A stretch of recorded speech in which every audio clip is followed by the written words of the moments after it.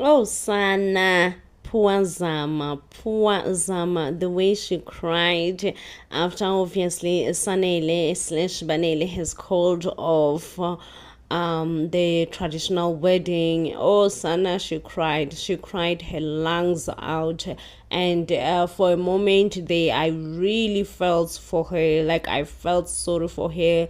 And I was like, oh, Sana, she does not deserve what is happening to her, especially when also Banele came back to fetch his belongings, and he was like, listen, I'm here to fetch what belongs to me. Zama tried to resist and be like, you ain't going nowhere, please do not leave me. I mean, considering the fact that she's pregnant, as much as Zama is quite annoying, like she was annoying me, honestly speaking, but I mean, she is pregnant at the end of the day, and yeah, it's not nice knowing that your baby daddy is leaving you.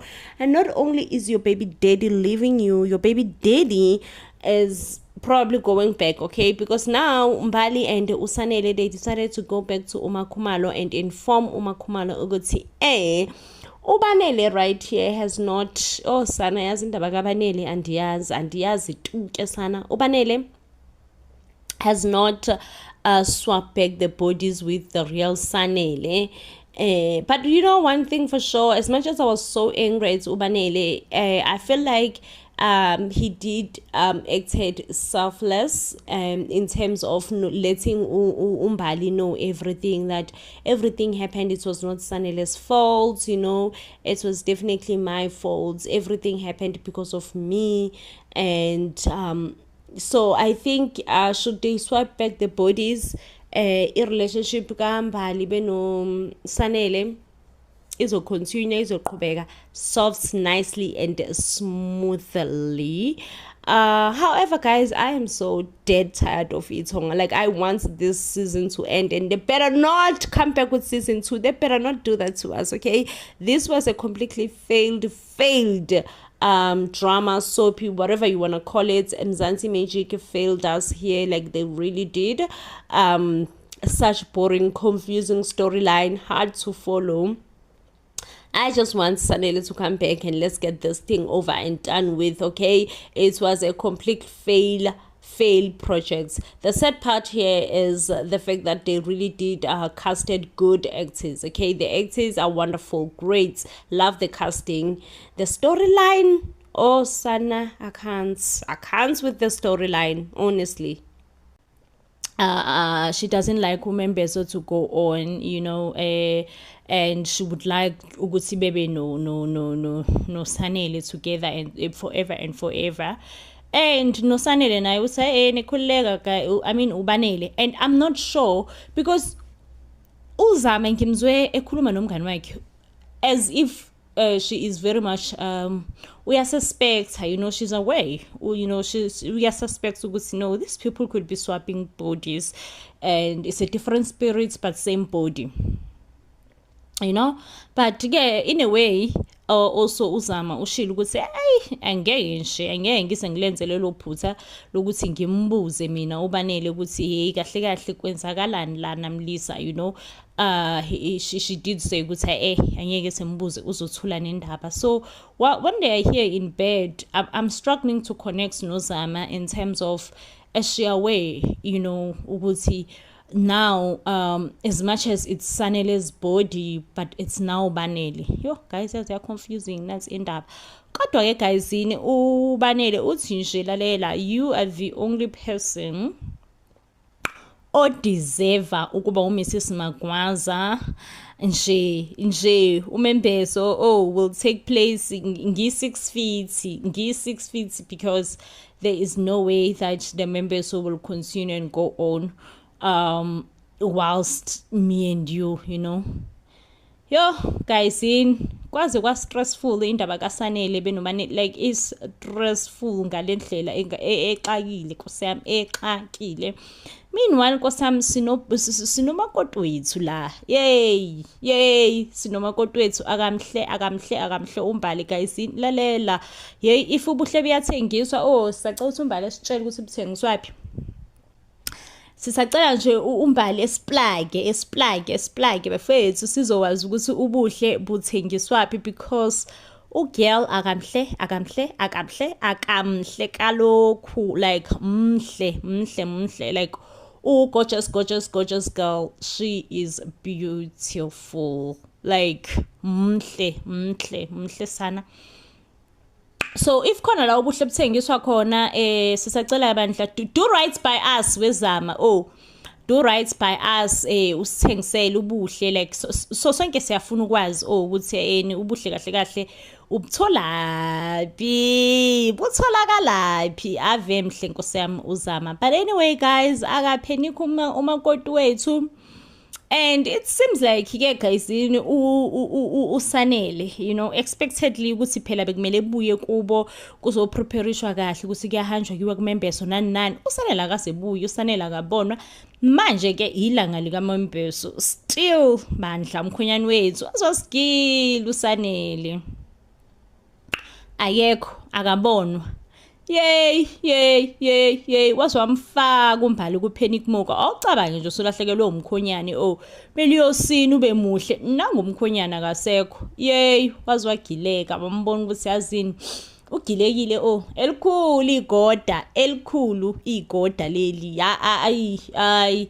So ke guys angeke ngise nginitshele ukuthi uMembeso uzoqhubeka noma uzoma, because at this moment akwaziwa kwayizini, at this moment angiboni ukuthi kuclear for most of us, you know. It's still a very much mystery within most of us, you know, to know and to understand ukuthi kahle what is happening, you know. Well sanele show up and be there for uMembeso, or will ubanele keep on being with uzama. And also the snapback, because you must know ukuthi uzama benobanele now they are on vacation, but nje yazini we are pulling a no show. You gotta love ubanele, but nje yazini asihluphi thina, we are pulling a no show. Sizi kuMembeso.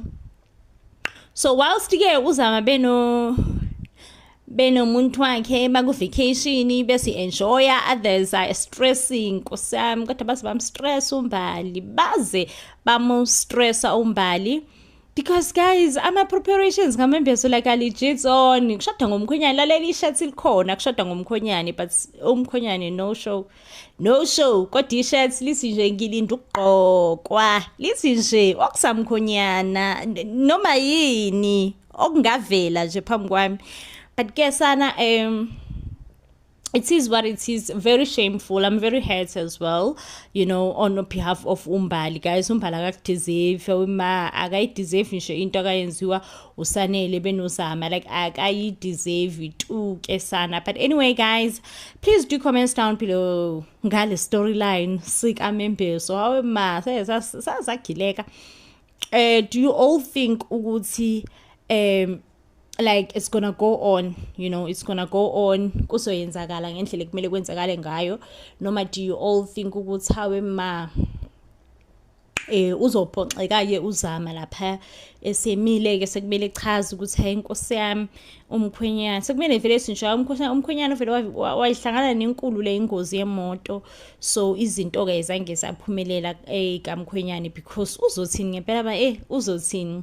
But anyway guys, we also have another big storyline other than lesi sika Membeso. However, yeah, kunzima guys. You know, at this point on iThonga umuntu ubhekene nezinkinga zakhe umbhali nabantu bakahlahla babhekene nengwadla inkinga kaMembeso. And then we have the Ntanzis, they don't even notice ukuthi their daughter uzama akekho ukuma vacation. They can't even make noticed because babhizi badilishana nobani no Faith benophinda. Yay zaze zaningi izinkinga kuThonga. Anyway guys, getting into storyline sikaphinda nje mina uphinda ngimzweli, angifuni nje ngiqamba manje ngithi nje mina uphinda ngiyamzwela, ngizwela nje uFaith inkosi yami imvi yenkosi uFaith, but nje umntana yakhe uphinda sorry andimuveli kwanto andimveli.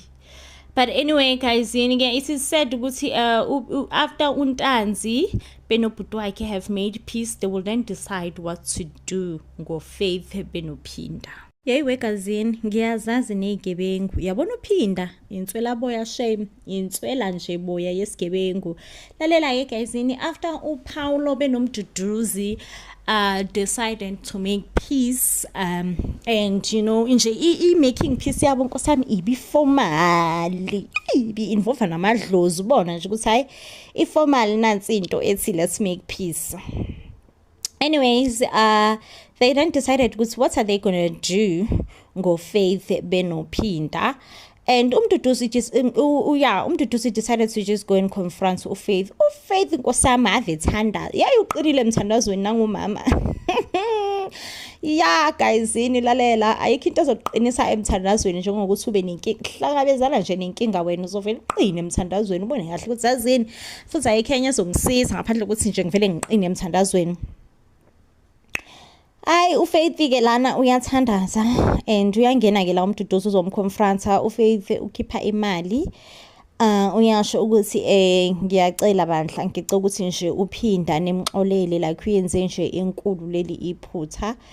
And umduduzi uthi nje no asoze nina ninomntanakho niyamakhulu amaqola ezigebengu because ningixabanise nobhuti wami. And umduduzi uyasho la ukuthi nawe Faith waze wangiphoxa all along, uyangibuka ngiyaxabana la nobhuti wami and wena like uyalazi iqiniso, uyazi ukuthi what has been going on between thina sonke lana and awunankinga, like you are just not bothered, you know.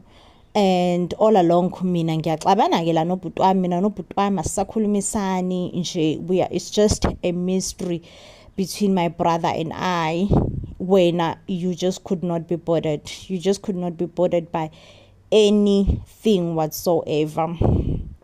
Okay ke umduduzi uyasho ke la ukuthi hayi wazwangiphoxa Faith kushuthi nje baqinisile mabethu ungabomthemba umuntu, because like I honestly was putting my trust in you and you have like deeply disappointed me. uFaith ukhipha nemali, umduduzi uthi hayibo Faith waze walethi usho nje wena ngempela ngoba ungaboni ukuthi le ndaba akuseyona nje indaba yemali, like ayisayifuni imali, le ndaba over above and beyond imali. Yo guys, like nami I fell for Faith, like I really do, because njengomzali guys, what was she expected to do? Honestly, what was she expected to do? Sell out her only son? Like kunzima guys, good difficult, you know. You can't ask anyone rather to sell out their only son. Like it's close to impossible. Cannot ask anyone to say, hey listen, sell out your only son. Like guys, like let's be real now, okay? So I understand also ukuthi like this thing yemali escalated, especially because umduduzi actually did have like a serious fight with uMpangensitha, and I guess ukuthi umduduzi naye he's out for blood, you know. He's just like, I got humiliated, ngahlazeka ngisho nala endaweni yangakithi, everybody knew about ukuthi ngixabane nobhuti wami and now I'm nothing, you know. And uFaith nkosi yami sabathe nje uyayincengela ukuthi hayibona xola nkosi yami phela, you know, it was a thing yokuthi phela ulontuzana usemncane uphinde kuhle, and nje beku confusion, you know, a whole lot of confusion was happening, and now I am starting to see clear that I shouldn't have. Umduduzi usisala kanjalo mama nokukhohlakala kwakho. And I'm not even exaggerating. That's exactly what he said. Uthi nje nina nizoyibona futhi nizoyithola into enifanele, angifune nje nakwamali yakho, ungalinge nje uzoyihlupha uzokunika imali, because this is beyond money. This is nothing that money can fix. Money cannot even mend what has been broken, between what you and your son tried to break.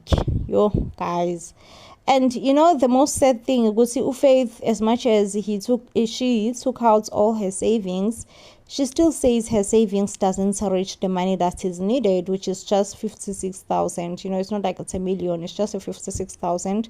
But again, she'll still be like, oh no, but the money does not reach the money that is not needed. But I promise you, I will pay you every cent as long as you will spare my son's life. Hi, shame. You can tell, look, the Ntanzi brothers are in it for life, are in it for blood. But nje angeke asoze. And you know, the way Mduduzi just hands his back on Ufaith, and Ufaith is left there begging. And Ufaith has been locked in this room for like some time now, you know, which makes me wonder, oh, Nkosiyami, poor Faith, has she even had anything to eat? Because we remember ukuthi Umpangenzitha did say ukuthi Faith's punishment will be that she will go on days and days without food. Hayi-ke guys, nasi sigelekeqe siwuphinda. Yazi futhi Nkosiyami, uphinda sigelekeqe. Yazi sigelekeqe. Hayi asikho ngisho focus lesigelekeqe. Inswelaboya nje yomuntu, akekho ngisho na focus. Akuyena nophinda. Akuyena yini uphinda oziqaqayo, because phela uphinda was tied in a different room from Faith. Nangoku uphinde iqaqa coming to Faith ke lana usa ku Faith akwenziweni aku-escape. And uyazi ukuthi Nkosiyami, amaqhinga akhe onke have been failing. Why is he even attempting and dragging Faith along? Oh, Nkosiyami, Faith is such a great mother though, because she does say ukuthi yazi mntanami, perhaps it's better ukuthi kube wena who will escape, okay, and leave me here so that mina ngizoshela amacala akho. Because Faith, at least she is at her senses right now. She knows ukuthi should they escape, they will make this thing worse, okay? It's gonna be worse. So it's better if uphinda escape one and the one person will be left to take the punishment. Yo, I ngithi uphinda did not even think twice. Yay, angilazi igwala njengophinda. Ngithi uphinda did not even think twice ukuthi himself, he has to escape and leave his own mother to take the hit. Hayi shame. Hayi makusuka khona amagwala emhlabeni, kodwa bona uphinda ulast number wegwala. Hayi-ke indeed ke uphinda will escape, and as soon as the Ntanzi brothers finds out ukuthi uphinda escapeile, yo, they will go AWOL. They will go AWOL, banging everything that you can think of, fighting it, saying that lalela uphinda udingeka la njengamanje. You know, and sadly ke Nkosiyami, for uphinda, it is said ukuthi hayi bandla, hayi lizomshonela shemela kubo, lizomshonela, and he won't even get far after he has escaped. He's gonna be hunted down, you know. Umpangenzitha uzokhipha wonke amadoda akhe to hunt uphinda down. Kuthiwa ke shame Nkosiyami, uphinda wabantu will not even get far after his escape. He will be captured again, be reunited with his mom, and nje Mduduzi bandla akajiki esigwetshweni sakhe. And wesike uthe nje abashisi Nkosiyami, uthe nje abangqongqe bashe bobabili umama nendodana, because vele akusekho indaba yokuthi bayophinde babathembe babatrust in a family business ever again. Wazowamfaka uFaith enkingeni Nkosiyami uphinda. Yazi wazowamfaka uFaith enkingeni enkulu, izumbuzumbu senkinga, and uFaith akadeserve shame kuba kule nkinga kiyo wesike efaka uphinda. Hey guys, ngisaid mina. Anyway, I think this definitely does bring us to the end of the review. If you do love and enjoy our reviews, of course I will be back with more reviews, but till then, please do comments down below and engage, guys. Like I said, I would love to put the full episode here, but I cannot do that. I'd rather put it on Facebook. So yeah, for now let's engage. However, kuzoyenzakalani ngempela manibhekile nina phakathi kukaPhinda noFaith vele nje liyaduma liyabashonela kanjalo nje ngase ngabuhlungu Nkosi yami. Anyway, I will see you guys on the next one when I'm definitely bringing you more reviews. Till then, please do stay blessed and I love you.